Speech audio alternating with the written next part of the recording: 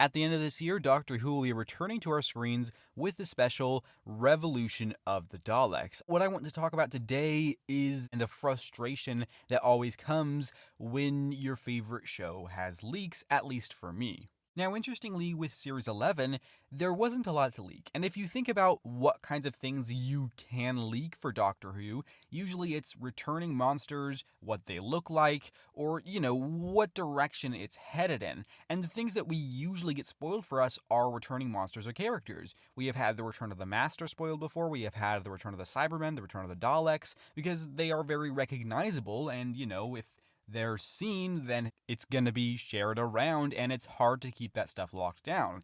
I thought they were doing a really good job in Series 11 of preventing spoilers from getting out. Now, there were some leaks, I think, in terms of the sonic screwdriver and the interior of the TARDIS, which are also recognizable things that you can see and go, oh, this is the new design, this is what it looks like now. So it is something that is likely to be leaked, because if you release a picture of the Pating, what kind of spoiler is that? It's just the look of a new monster. It's not telling you what that monster does, what the story's going to be like in any way. But if you show a picture of a new Cyberman, then you know, oh, the Cybermen are returning. And we have an idea as to what kinds of stories those are usually going to be.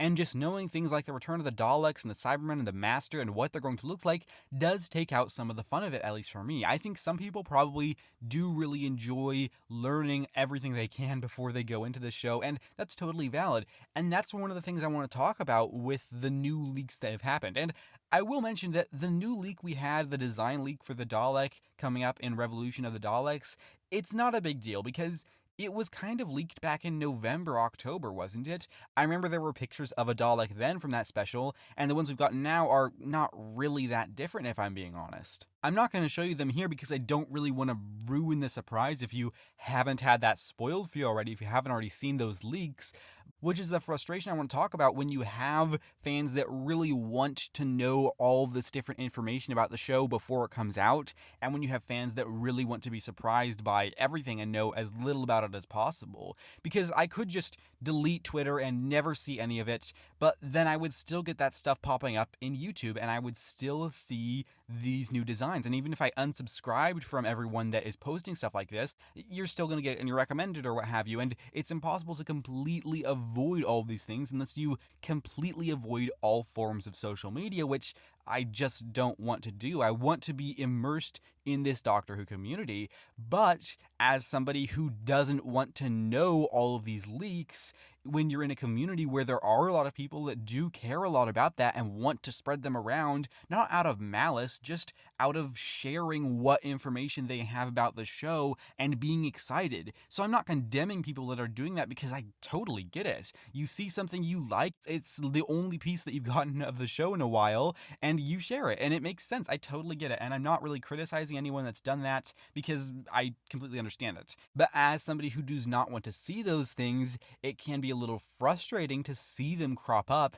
even when you're in an era of the show where I thought they were doing a really good job of avoiding those kinds of leaks because, as said with Series 11, there were only like 2 leaks as far as I'm aware, neither of which I saw, mercifully. Leaks aren't the worst thing in the world, but it is such a shame as a fan to be really excited for something, to be waiting months and months for something for this upcoming Dalek special, and then 6 months out to just have somebody share it on Twitter and say, hey, here's this new design, have you seen it? And no, I haven't, but I have now. I didn't want to. I would rather go into the story with no idea what they're going to look like, where the story is going to take me, and just experience it for what it's going to be. And this doesn't ruin it. It's not like this is going to destroy my experience of watching the episode, but I don't like seeing these leaks that do a little bit take away from my experience. And also, this was not intended to be released. These are, by definition, leaked. They were not announced by the showrunners. They were not announced by the BBC.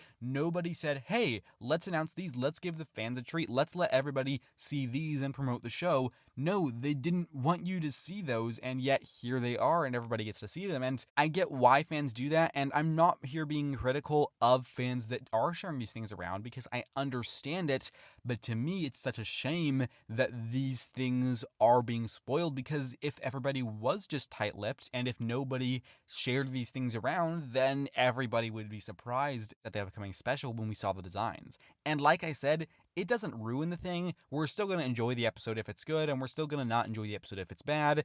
But it is a little bit frustrating to feel like the only option to escaping these spoilers for the upcoming special is to just completely block out all forms of social media and thus have no contact with the Doctor Who fandom, which I really have no desire to do. So I guess for me, it's really about weighing the value of avoiding these leaks, and I would much rather be, immersed in the Doctor Who community on Twitter and on YouTube than avoiding everywhere that I could possibly be seeing these spoilers, because, I don't want to be a separate person just making videos about Doctor Who, having no involvement with anybody else in the fandom, just on my own, completely avoiding everything at the slightest possibility that I'll see one of these spoilers, because that's not fun, and this is a fun community to be a part of. So that's the thing I really just wanted to talk about in terms of my feelings as somebody who doesn't want to know all of these leaks.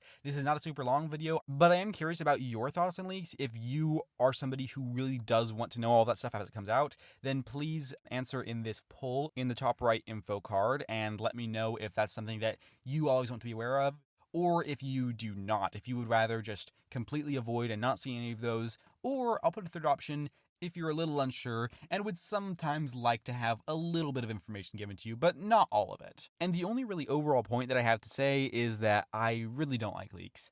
I wish that everything was able to be kept tight-lipped and that no information got out, but unfortunately that's just not the case, because when you have returning villains, all it takes is one picture and they're instantly recognizable and boom, it's out there. So it's much harder to keep that information hidden because in Series 12 you have more returning villains, and thus much more of it is actually announced or outright spoiled by leaks, which is such a shame to me personally because I would love to be surprised. I would love to start Series 12 beginning to end with absolutely no idea as to the direction it's going to go, and then get out of it and go, wow, that was really unexpected. And yeah, there were lots of surprising things in Series 12. I really enjoyed it. My experience was not ruined by these leaks, but it would have been even better had I had no idea as to the direction that they were going to go. So yeah, those are my thoughts on these leaks, because they do seem to keep happening. We had some back in October, we had more now, we had some I think even in August.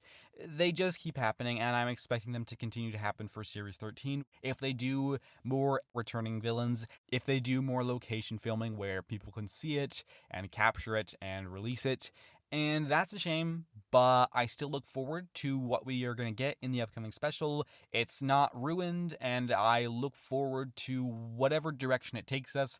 And if you have any thoughts on these leaks, the leaks themselves, because I've seen them, or if you have any thoughts on just leaks in general, because that's what this video was about. It wasn't specifically about these new leaks as much because we kind of had similar leaks before. It's more about the broadness and frustration of leaks when you don't want to be isolated from the Doctor Who community, but you also don't want them to spoil all of these reveals for you. So if you do have any thoughts on that, then be sure to leave it down below. I'll be very interested in hearing what you have to say, and I will be joining you soon, I think this upcoming Friday, and if not, then soon after, for a predictions video of Revolution of the Daleks. We're going to be about 6 months out, and I'm going to discuss the directions that I think that story could go, and how that could serve as a midway point between Series 12 and 13. So I do hope to see you around for that, but if not, that's totally cool, so long as you know that I appreciate your time here today. And with that said, thank you very much for watching. Take care, and have a lovely week.